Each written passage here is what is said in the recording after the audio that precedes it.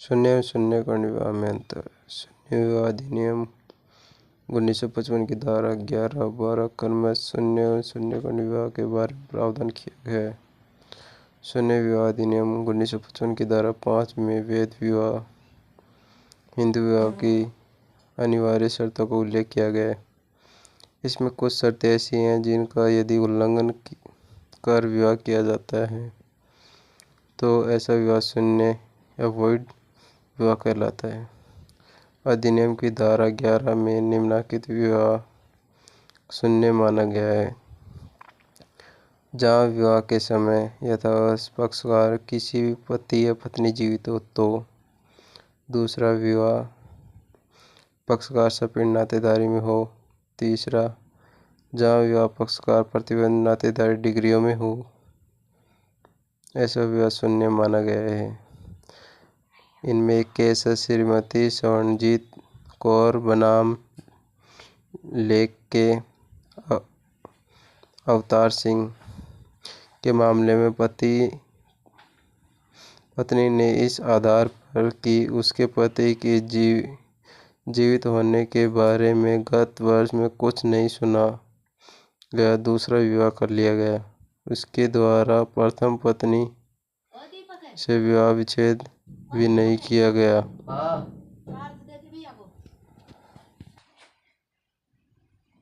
हिंदू विवाह अधिनियम 1955 की धारा 11 के अंदर किसी विवाह को शून्य घोषित कराने के लिए विवाह के पक्षकारों द्वारा याचिका प्रस्तुत की सकती है, अन्य व्यक्तियों द्वारा नहीं। सोना रामसेल राम श्रीमती किरणमयी नायक केस है 2009 का छत्तीसगढ़ का। एक केस हो रहा है राम प्यारे बनाम धर्मदास 1984 के मामले में कहा गया कि यह आवश्यक नहीं है कि ऐसी याचिका केवल पीड़ित पक्षकार के द्वारा ही प्रस्तुत की जाए। एक केस हो रहा है लीला बनाम साक्षी या लीला बनाम लक्ष्मी 1968 के मामले में तो यह तक कहा गया कि शून्य विवाह के लिए न्यायालय की डिग्री की आवश्यकता नहीं होती है। शून्य विवाह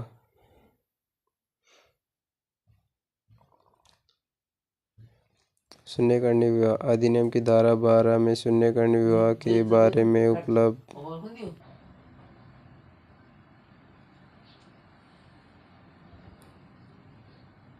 शून्य कर्ण कब कब कराया जा सकता है? जहाँ प्रार्थी या नपुंसकता हो। दूसरा, जहाँ विवाह के समय विवाह का कोई पक्षकार चित्र विकृत के कारण विधिमान्य सहमति देने में असमर्थ हो।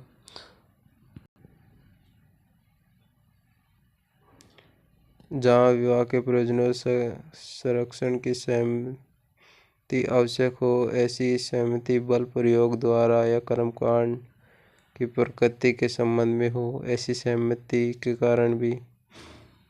और जहाँ प्रतिविवाह के समय अर्जीदार से भिन्न किसी व्यक्ति द्वारा गर्भवती रही हो, इस कारण भी विवाह शून्य किया जा सकता है।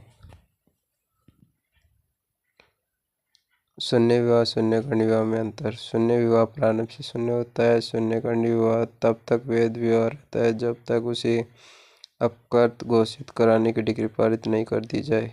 दूसरा, शून्य विवाह के पक्षकारों के बीच किसी प्रकार के वैवाहिक अधिकार या दायित्व का उत्पन्न नहीं होता है और शून्य कर्ण विवाह के वैध रहने सभी प्रकार के वैवाहिक अधिकारों के दायित्व का अस्तित्व में रहते हैं।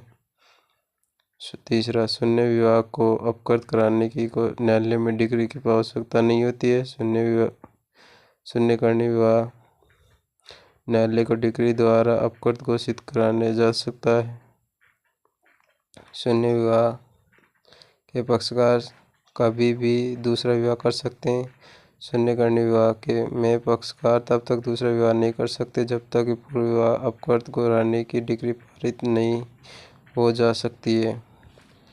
पांचवा, शून्य विवाह के अंतर्गत पत्नी दंड प्रक्रिया संहिता धारा 125 के अधीन भरण पोषण प्राप्त करने के हकदार नहीं होती है।